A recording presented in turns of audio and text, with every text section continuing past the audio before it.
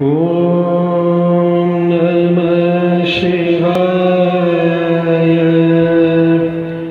Om Namah Shivaya.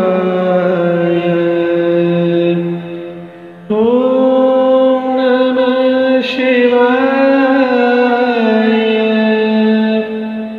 Om Namah Shivaya.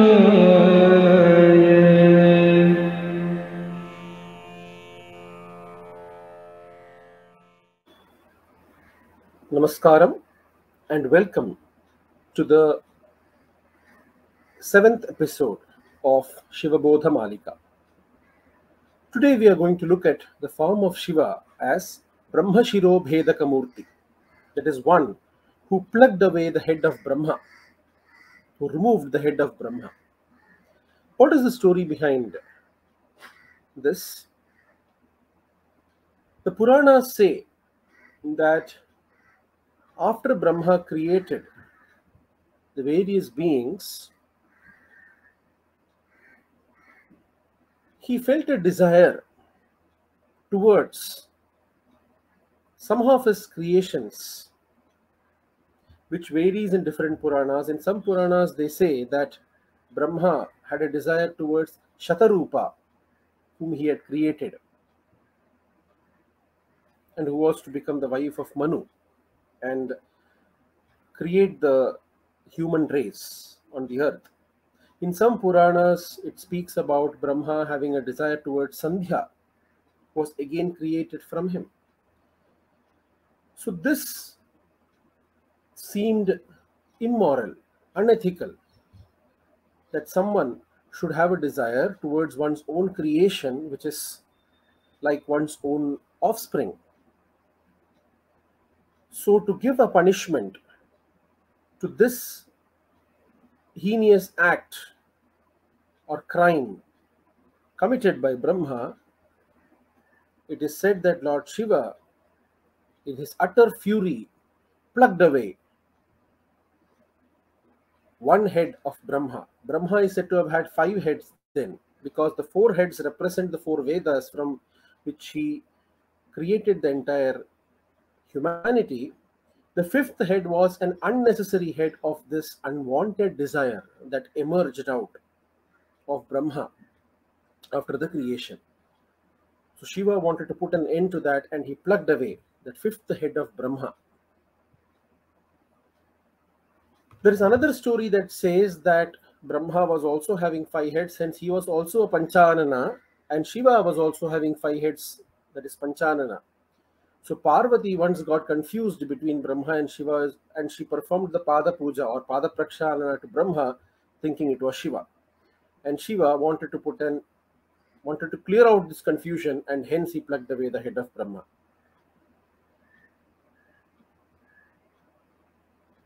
So these are the stories related to the plucking away of the head of Brahma as we find in the Puranas. These are all imageries. What is the essence behind the story? Brahma is the creator. When a creator falls in love or desire with his or her own creation, then that is not beneficial to anyone,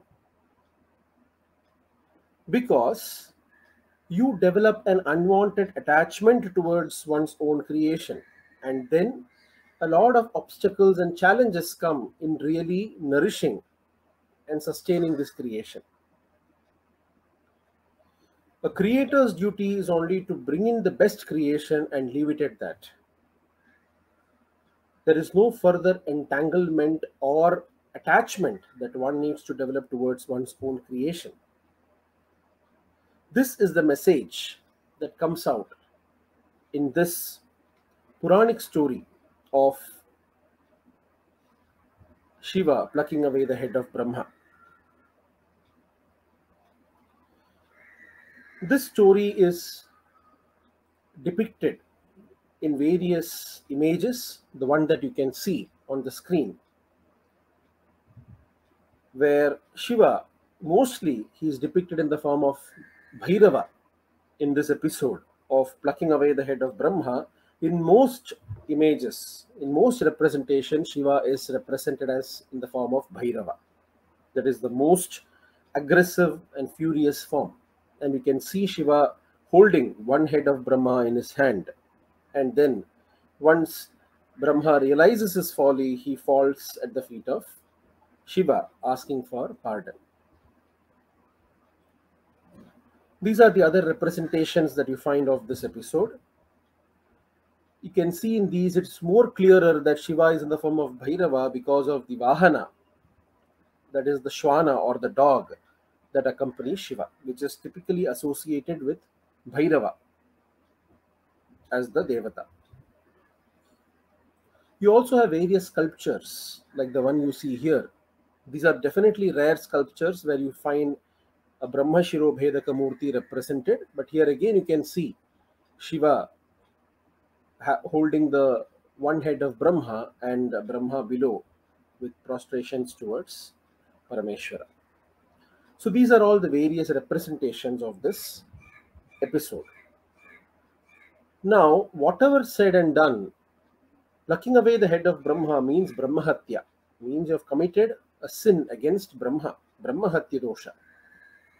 So it is said that the plucked head couldn't go away from the hand of Shiva. It got stuck to the hand of Shiva in the form of a kapala. The skull of Brahma got stuck to the hand of Shiva, and that couldn't go away. So with this skull, Shiva wandered all around the earth, and one story says that he came to a place and worshipped Lord Vishnu in that place and got relieved of his Brahmahatya dosha or Brahmahatya curse. It is hence that the Lord in this place or Vishnu in that place is known as Harashava Vimochana Perumal. That is one who did away with the dosha or the sin of Hara, of Shiva. So Harashava Vimochana Perumal, and it is one of the 108 Divya Deshams.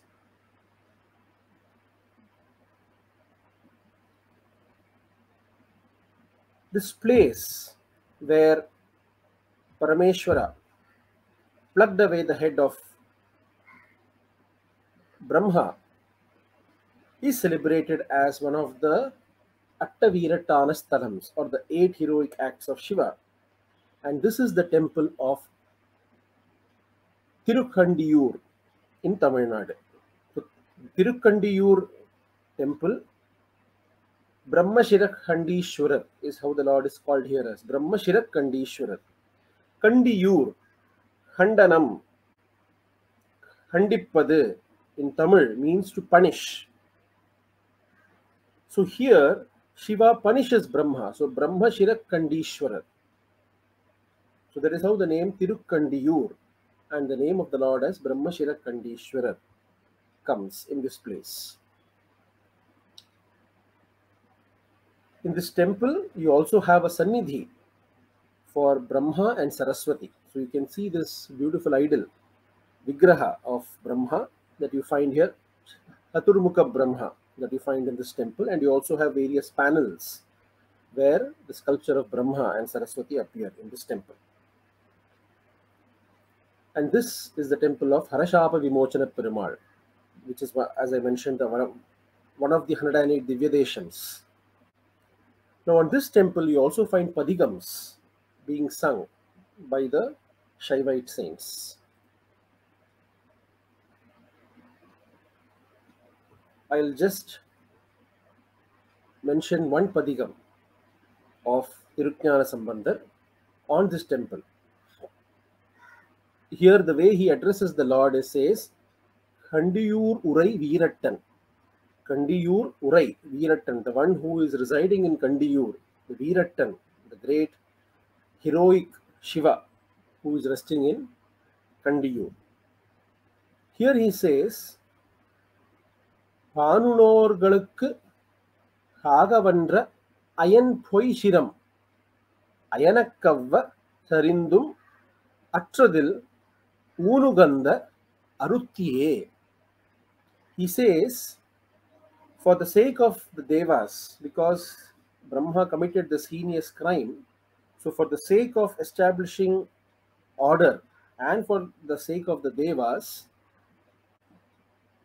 Vanulor are the devas, the celestials, Kagavandra, to save them or to address their plea. Ayan Poichiram, the false head of Brahma. Poichiram, that is unwanted head of Brahma. Ayan is referring to Brahma. Ayan Poichiram. Ayanakavva Tharindum Achadil Unuganda Aruttiye. You had a very unique desire. What was the desire? The skull of iron of Brahma that got stuck in your hand, you wished to eat food from that skull, from that kapala. So you started going around and you started taking food in that skull, in that kapala. So you had a very unique desire, a very surprising desire that you wanted to take food and eat out of that from the Brahma kapala, from the kapala of Brahma. That is why the Lord is also in this form. He is also depicted many times as Bhikshatana-mūrti, the one who went around taking bhiksha in the kapala of Brahma. So this is how Tirujnana Sambandar praises the Lord here, mentioning about this event of the head of Brahma turning into the skull and getting stuck to the hand of Shiva in the form of a Bhiksha Patra.